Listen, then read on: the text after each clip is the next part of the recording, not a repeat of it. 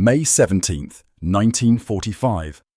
Camp 18, Featherstone Park, Northumberland. The morning mist clung to the hills like a shroud, heavy and cold against skin already numb from fear. 17 German boys stood in an uneven line beside the transport shed, their breath visible in the damp air, their hands shaking not from the chill of the English countryside, but from the absolute certainty that they would not see another dawn.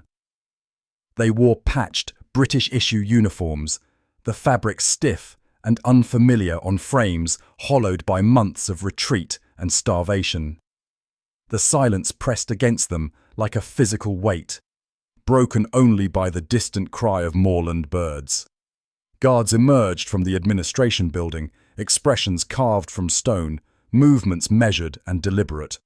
The boys exchanged glances, each searching for courage they could not find.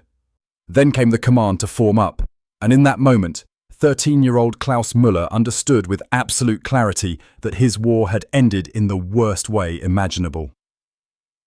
But before we continue into this extraordinary moment from history, take a second to hit that like button and subscribe to the channel. Drop a comment telling me what country you're watching from, and if you or your family have stories from the Second World War, I'd love to hear them. These stories matter. These voices echo across generations. Now let's return to that morning in Northumberland, where fear and humanity collided in ways no one expected. The march began without explanation. Boots struck gravel in irregular rhythm, the sound swallowed by the vast emptiness of the northern English landscape. Klaus walked near the front of the column, his eyes fixed on the back of the guard ahead. He tried to control his breathing, tried to quiet the hammering in his chest that seemed loud enough to echo across the hills. Around him, the others maintained their composure through sheer force of will. They had been soldiers once, or told they were. Now they were prisoners, children in a foreign land, awaiting judgment they did not understand, but had been taught to expect. Camp 18 at Featherstone Park was one of the largest prisoner-of-war facilities in northern England, sprawling across the Northumberland moorland with capacity for over 4,000 German prisoners. By May 1945, as the Third Reich collapsed into rubble and surrender, British camps held more than 402,000 German POWs across the United Kingdom. Most were Wehrmacht regulars captured in France or Italy, soldiers who had fought conventionally and surrendered according to military protocol. But scattered among them were the remnants of something far more disturbing, boys pulled from the wreckage of Germany's final desperation. Volkssturm militia, Hitler Youth conscripts, children given rifles and told they were defending the fatherland. Klaus had been taken near Bremen in late April, part of a disintegrated unit that barely qualified as military formation. He had carried a Panzerfaust he did not know how to operate. He had worn a uniform 2 sizes too large. He had fired at British tanks exactly once before his commander, a 62-year-old man with a missing leg, told them to throw down their weapons and raise their hands. The British soldiers who accepted their surrender looked more exhausted than angry, more bewildered than victorious at finding teenagers among the prisoners. The journey to Northumberland had been a blur of lorries, holding facilities, and bureaucratic processing that ground forward with mechanical efficiency.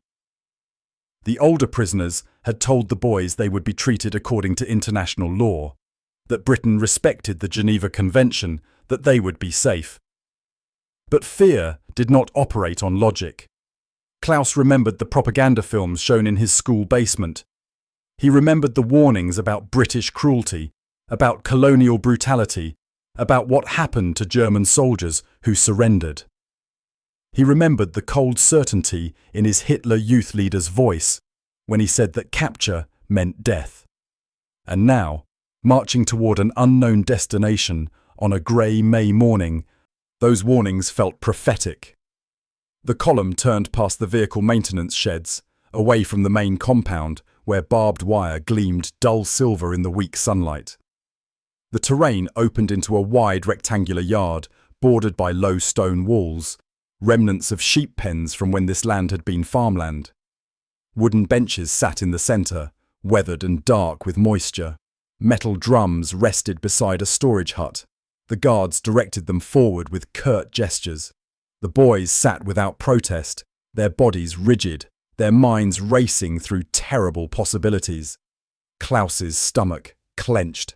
This was not a work assignment. This was not a relocation. The isolation of the location, the stillness of the morning, the presence of 3 senior guards instead of the usual 2, it all pointed towards something final. Minutes stretched. The sun climbed higher, burning away the mist, revealing the vast sweep of moorland that rolled toward distant hills. A few boys whispered prayers in German, voices barely audible. Others stared at the landscape, committing the view to memory as if beauty might be armour against what was coming. Klaus thought of his mother in Hamburg, wondered if she had survived the firestorm bombing, wondered if she knew where he was. He thought of his older brother, killed at Kursk 2 years earlier. He thought of all the ordinary moments he had taken for granted before the world collapsed into ash and ideology, before childhood became something that could be weaponized. Then the guards returned, carrying wooden crates stacked too high. The boys watched as the crates were set beside the drums. One guard pried open a lid with a crowbar. The wood splintered with a sharp crack that made several boys flinch. Inside, not weapons or rope or the instruments of execution, but provisions. Burlap sacks, waxed paper packages, containers marked in English with labels they did not recognize. Another guard wheeled forward a portable brazier, the kind used for field cooking, black iron weathered by use. Metal grates appeared, tongs, a folding table that creaked as it was unfolded. The boys exchanged confused glances. None of this aligned with what they expected. None of this matched the scenarios that had played through their minds during the long, sleepless night. Yet they remained tense, unwilling to release the fear until they understood what was happening, unable to trust that the world might contain surprises other than violence. More crates arrived, carried by 2 guards working in practiced silence. Glass bottles clinked together, a sound oddly domestic and jarring in its normalcy. A guard lifted one into the weak sunlight. The liquid inside caught the light, pale golden amber. Another crate opened, this one releasing a smell that cut through the damp morning air, sharp, pungent, unmistakable. Cheese. The scent was so strong, so unexpected, that Klaus felt his stomach clench with sudden, overwhelming hunger. The guards ignited the brazier. Coals glowed red beneath the grate, heat rising in visible waves. One guard unwrapped a large wheel of cheese from its waxed cloth covering, the rind dark and aged, the interior pale. He began cutting thick slices with a long knife, each stroke deliberate and practiced. The cheese was firm, crumbling slightly at the edges. He arranged the slices on the grate. Within moments the cheese began to soften, edges bubbling, releasing an aroma so rich and savoury that it made Klaus dizzy. By May 1945, British food production had become a weapon of strategic importance, a demonstration of resilience that contrasted sharply with Axis collapse. Despite U-boat campaigns and rationing that stretched civilian endurance, Britain produced enough to feed its population, its military, and increasingly its prisoners. Cheese production, particularly Cheddar, had been standardised and scaled, with the government establishing the cheese allowance scheme to ensure consistent quality and availability. Each week, British civilians received their rations, carefully measured portions that represented sacrifice but not starvation. Meanwhile, Germany's agricultural system had disintegrated under Allied bombing and the collapse of supply lines. Caloric intake in German cities averaged under 1,000 per day by war's end, well below survival thresholds. Prisoners in British camps, by contrast, received approximately 2,500 calories daily, better nourishment than many German civilians. And now these boys, who had been raised on propaganda about British weakness, about an empire in decline, about a nation brought to its knees by German might, were about to experience that resilience firsthand. The cheese sizzled against the hot grate, fat rendering, crust forming. The guards added bread to toast on the cooler edges, thick slices that darkened and crisped. Butter appeared. Real butter, not the ersatz substitutes Klaus had eaten for years. The guards spread it on the toasted bread with casual efficiency, then topped each slice with melted cheese, the mixture stringy and golden. They worked with the precision of men who had done this many times, assembling portions with care, wrapping each in paper. Beside the brazier, another guard opened a crate and began pulling out glass bottles filled with dark liquid. He pried the caps off with a tool that hissed as pressure released. Steam rose from the bottles, mixing with the cheese-scented air. Klaus recognized the bottles now, the shape, the colour. Beer. British beer. Amber and cloudy, traditional ale that smelled of malt and hops. Klaus stared. His mind struggled to reconcile what he was seeing with the conclusions he had drawn an hour earlier. This was not punishment. This was not discipline. This was food. Real food. Prepared with attention and offered without explanation. He glanced at the boy beside him, Franz, a 15-year-old from Munich, who had been conscripted into the Volkssturm 3 months before the surrender. Franz's eyes were wide, disbelief written across his thin face. Around them, the other boys remained frozen, caught between relief and confusion, unable to fully trust what their senses reported. A guard approached the benches, his expression neutral, and gestured for them to stand. The boys rose slowly, movements careful, as if sudden motion might shatter the illusion. They formed a ragged line at the folding table. One by one, they received a portion, warm cheese toast, wrapped in paper, and a bottle of beer, cooled from storage but not cold, temperature controlled in the way only careful planning could achieve. Klaus accepted his portion with both hands. The warmth of the toast seeped through the thin paper. The bottle felt solid, weighty, real. He returned to his seat, staring at the items as if they might transform into something else, as if this might be an elaborate cruelty he could not yet perceive. When the signal came to eat, given by a simple nod from the senior guard, he bit into the cheese toast cautiously. The first taste overwhelmed him. The cheese was sharp, aged, complex in ways his memory could barely process. The bread was dense, real wheat bread, not the sawdust mixed substitutes of the past 2 years. The butter added richness that coated his tongue. The cheese was still hot, stretching as he pulled the toast away, stringy and golden. He chewed slowly, trying to make the experience last, trying to memorize every flavor, every texture, every sensation. Around him, the other boys did the same. Some ate quickly, hunger overtaking caution, finishing their portions in desperate bites. Others savored each mouthful, eyes closed, faces unguarded in a way that would have been dangerous only days earlier. Klaus ate his cheese toast in measured bites, alternating with sips of beer. The ale was bitter, stronger than anything he had tasted before, with a yeasty complexity that made him cough slightly on the first swallow. But the second sip was easier, and the third brought warmth that spread through his chest, cutting through months of cold fear and emptiness. He looked at the bottle in his hand, at the embossed label, at the condensation beginning to form on the glass as his hands warmed it. This was Britain distilled into tangible form. This was resilience, abundance even in rationing, offered to boys who had been told Britain was broken, defeated, unable to feed its own people. The cognitive dissonance was almost painful.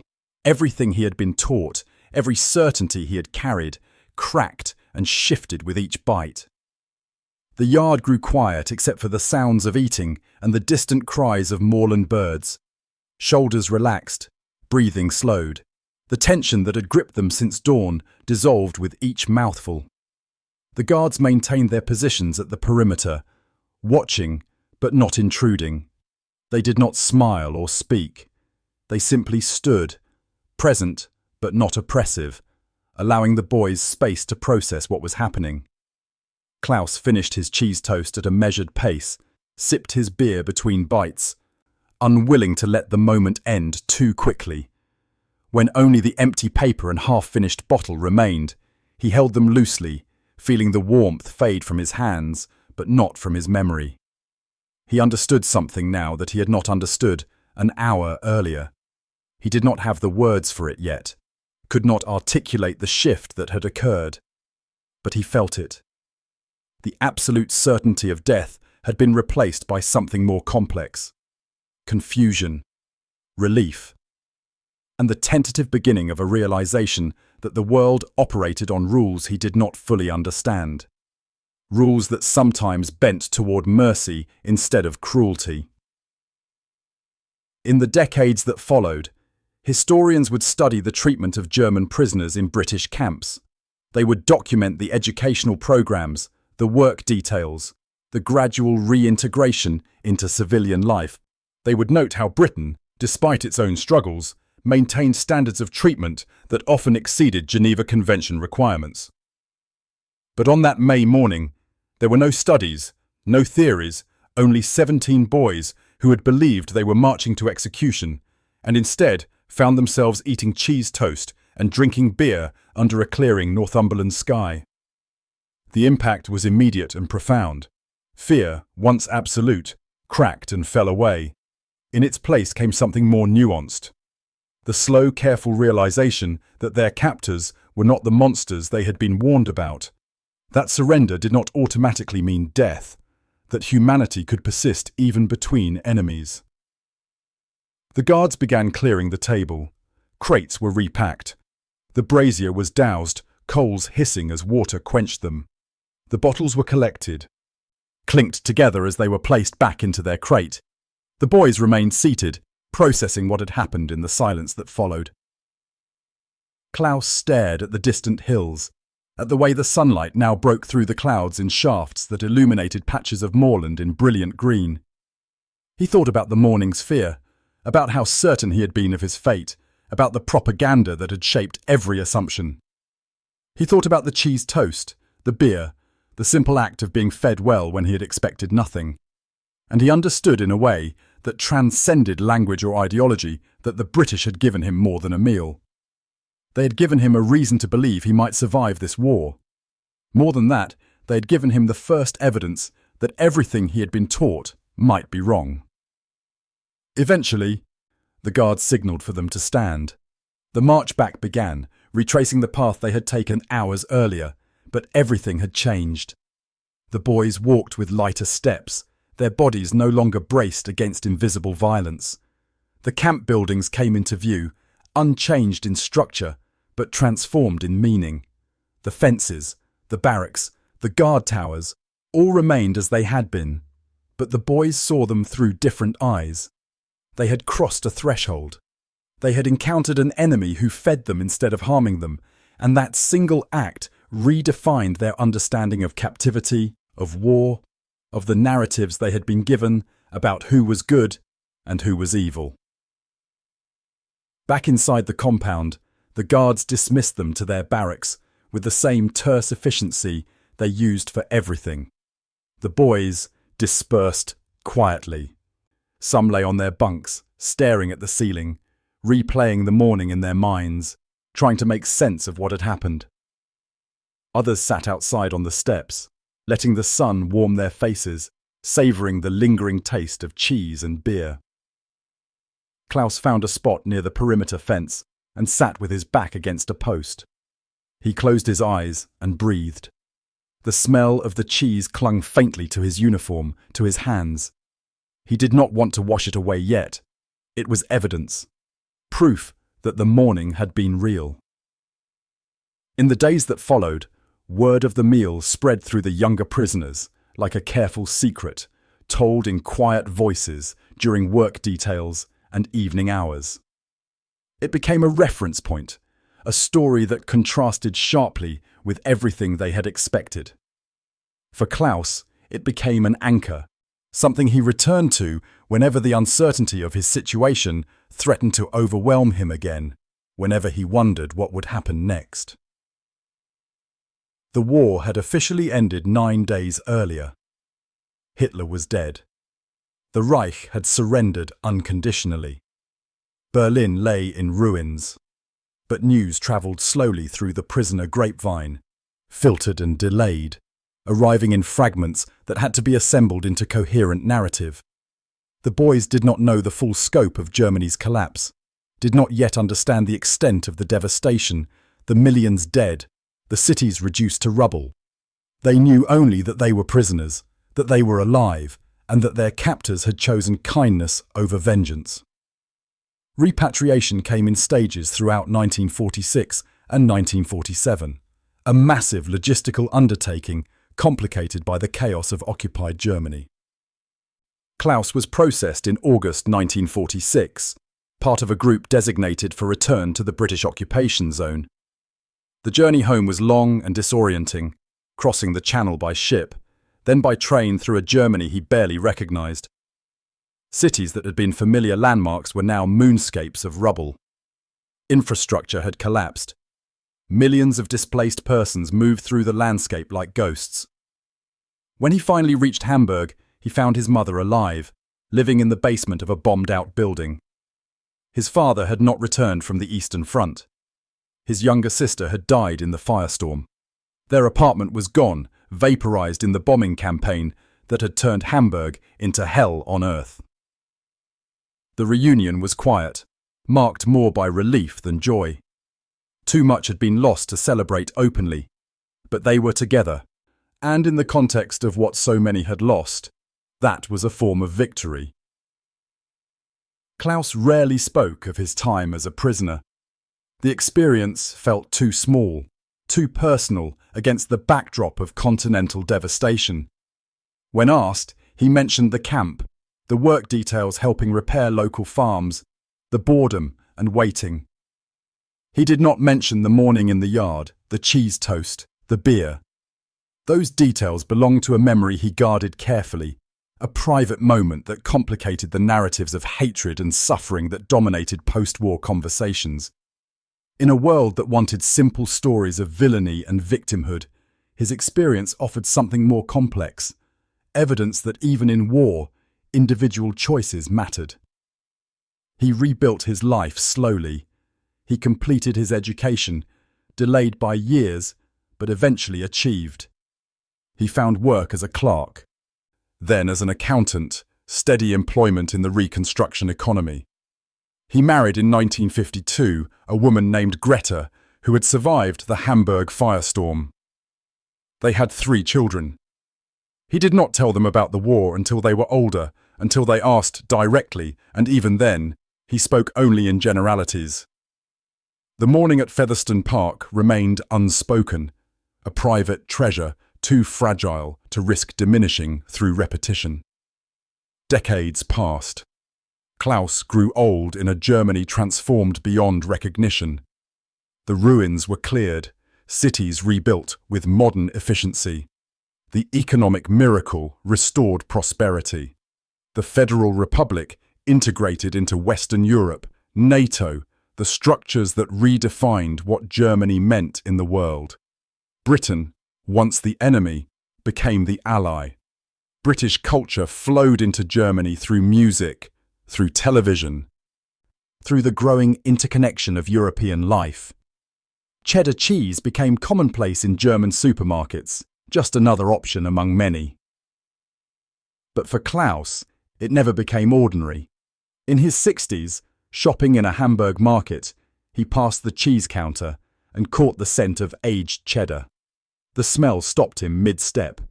He turned and stared at the display, wheels and blocks of cheese arranged in neat rows, prices marked, ordinary as bread.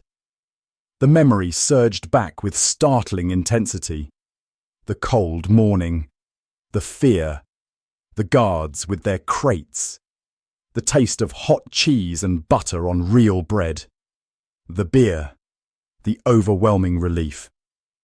He stood there for a long moment, caught between past and present, between the boy he had been and the man he had become.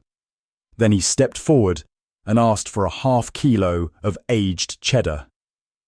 The clerk wrapped it in paper with efficient movements.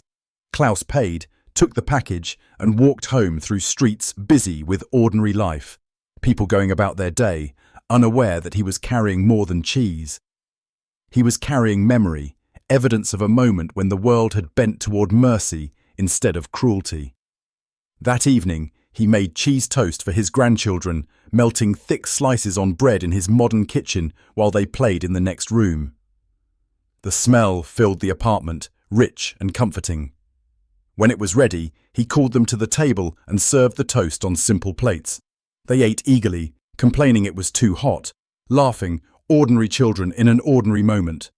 Klaus watched them and said nothing about why he had made this particular food, why his hands shook slightly as he cut the bread, why his eyes grew distant as they ate. Some memories were too layered, too complex to translate into simple stories for children. But he thought about the British Guards who had made that meal 70-odd years earlier.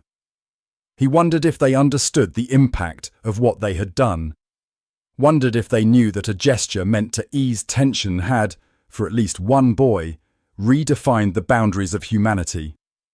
They had not saved his life in the literal sense. He had never been in mortal danger that morning, though he had believed he was. But they had saved something else, something perhaps more important in the long term.